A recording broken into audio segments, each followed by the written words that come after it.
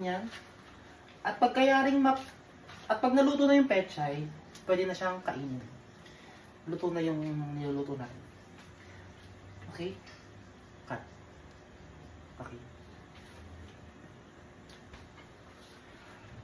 Okay guys, luto na nga ang ating sinigang na pork. It's tikiman time na. Magsandok na tayo ng ating kakainin. Okay. Maglagay tayo ng pechay.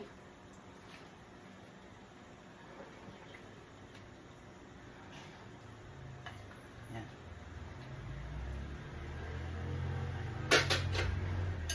Oops, patayot nyo apoy. Okay guys, tikiman time.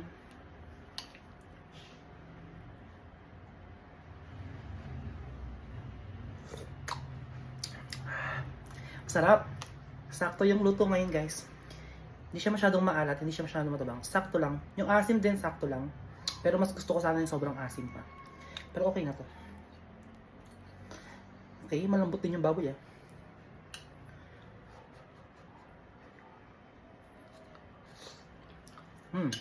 Rap. Goods. Kain. Cut.